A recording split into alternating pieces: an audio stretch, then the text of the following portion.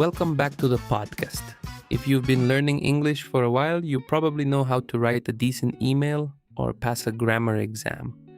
But what happens when your phone rings and you have to speak on the spot? That's where the panic sets in. The pressure is real, especially when it's not about stiff corporate meetings, but actual life. Planning a night out with friends, talking to a manager for a job at a local cafe, or inviting someone out without sounding awkward. Scenario 1. Resolving a delivery issue. Thank you for calling Express Shipping Services. My name is Cloe. How can I help you today? Hi, good morning. I'm calling because I received a notification saying my package couldn't be delivered due to an address error. I can certainly help you update that. May I please have your tracking number and full name? Yes, the tracking number is TR98234 and my name is Thomas Miller. Thank you. Let me check. Yes. It looks like the apartment number is missing. Could you please provide the complete address? Sure, the correct address is 452 Maple Street, apartment 3B. Got it. I've updated the system to 452 Maple Street, apartment 3B. We will reschedule the delivery for tomorrow morning between 9 a.m. and 12 p.m. Perfect. Thank you so much for your help. Have a great day. And back to the podcast. Key takeaways from that scene. Always have your tracking number ready. State the correct details clearly, and ask if there are additional fees. Now let's move on to scenario 2. Booking a hotel room. This time Chloe will be the hotel receptionist, and I'll be booking a room for a weekend getaway. Grand Horizon Hotel. Good afternoon. My name is Chloe. How may I assist you today?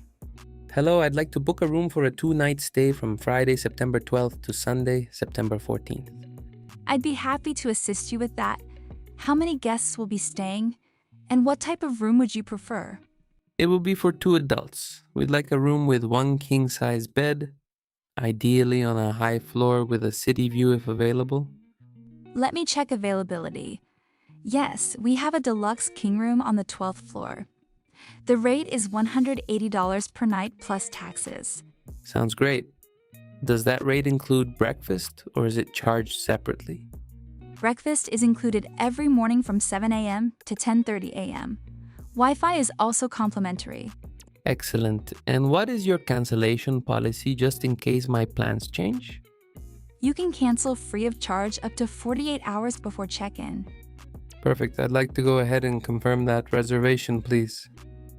When you're making plans with native speakers, textbook English like, "Would you like to attend a party with me tonight?" sounds way too formal. We use casual invitations, suggestion phrases, and flexible timing. Let's set the scene. I'm calling Chloe on a Friday afternoon to see what she's up to tonight and organize a group hangout. Hey Thomas, what's going on? Hey Chloe, not much. Just wrapping up some stuff for the week. Listen, a few of us are heading out tonight for Alex's birthday. Are you free or do you already have plans? Oh, nice. I don't really have anything set in stone. What are you guys thinking of doing? We're thinking of grabbing some food around 8 Tumkiks at that new taco place downtown, and then maybe grabbing a few drinks nearby afterward. You should definitely come along. That sounds like a blast, but 8 o'clock might be pushing it for me. I have to run some errands first. Mind if I meet up with you guys a bit later? Maybe around 9:30? Yeah, totally. That works out fine. Once we figure out where we're moving after dinner, I'll drop you a text with the location. Awesome. Shoot me a text when you guys leave the restaurant and I'll head over. Will do. See you tonight. Catch you later. Okay, let's unpack that. B2 and C1 speakers often struggle with natural pacing here. Did you notice how Thomas opened the invitation? I didn't say, "Do you want to go out?" I said, "Are you free or do you already have plans?" This is a relaxed way to check someone's availability without putting pressure on them. I don't really have anything set in stone. This is a classic C1 idiom. Set in stone means fixed or unchangeable. Saying something isn't set in stone means your schedule is flexible. Another great phrase Chloe used when she realized 8:49 p.m. was too early. 8 to might be pushing it for me. Instead of saying 8 to is impossible, saying that's pushing it means it's cutting it close or tight on time. And finally, notice how we arrange the follow-up. Drop you a text, shoot me a text. Both mean send me a message, but they sound completely natural and conversational. Scenario number 2. Applying for a job at a cafe or local business over the phone. This one requires a delicate balance. You need to be respectful and professional, but not overly stiff or corporate. You want to sound enthusiastic, approachable, and friendly traits every cafe manager looks for. Let's set the scene. Chloe handed in her resume at a busy cafe yesterday. Now she's calling the manager, played by me, to follow up on a barista shook staff position. Hi, thanks for calling the Daily Grind Cafe. This is Thomas speaking. How can I help you? Hi, Thomas. Good afternoon. My name's Chloe. I dropped off my resume yesterday for the barista position, and I was just calling to see if you had a quick moment to chat. Oh, hi, Chloe. Yeah, I actually saw your resume on my desk this morning. We're currently short-staffed for the morning shifts, so the timing is actually pretty good. Do you have experience with high-volume espresso machines? I sure do. I worked at a busy neighborhood coffee shop for about 2 years, handling morning rushes, customer service, and opening duties. I'm very comfortable working in a fast-paced environment. That's great to hear. We're looking for someone who can jump right in without needing too much training. What does your availability look like over the next few weeks? My schedule is pretty open. I'm available weekdays starting as early as 6 a.m., and I can also work weekends if needed. Perfect. Well, I'd love to bring you in for an in-person trial shift so we can see how you work with the team. How does tomorrow morning at 8:30 sound? Tomorrow at 8:30 works perfectly for me. Should I bring anything specific with me? Just bring your ID and wear comfortable non-slip shoes. I'll see you tomorrow morning. Will do. Thanks so much for the opportunity, Thomas. Have a great rest of your day. Let's start with situation 1. Opening the call. Many B2 speakers default to overly formal textbook phrasing like, "Good morning, my name is Thomas and I am calling you regarding..."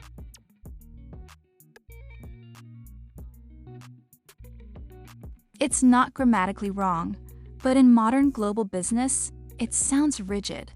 Let's demonstrate the difference. Thomas, call me using a modern opening. Hi, Chloe. It's Thomas calling from the marketing team. Do you have a quick minute? Hi, Thomas. Sure. I've got a couple of minutes. What's up? Situation 2. Bad connections. When the audio drops, B2 speakers often say, "What?" or "I can't hear you." This sounds bluntix or impatient. At B1, you manage technical issues using precise verbs and softened language. Chloe, let's simulate a bad connection on a video or phone call. So the deadline for the project is... And then we need to submit it to... Sorry to interrupt, Chloe, but you're cutting out slightly. The line dipped right when you mentioned the deadline. Oh, apologies. Let me repeat that. The deadline is Tuesday. Notice Thomas's key vocabulary. You're cutting out. The line dipped. Sorry to interrupt. Scenario 5. Scheduling a doctor's appointment. Oakwood Medical Center. This is Cloe speaking. How may I direct your call? Hi, good morning. I'd like to schedule a routine checkup with Dr. Smith, please. I can certainly help you with that. Are you an existing patient at our clinic? Yes, I am. My full name is Thomas Miller and my date of birth is July 14th, 1990. Thank you, Mr. Miller. Let me check Dr. Smith's schedule. He has an opening next Tuesday at 10 a.m. or Thursday at 3:30 p.m.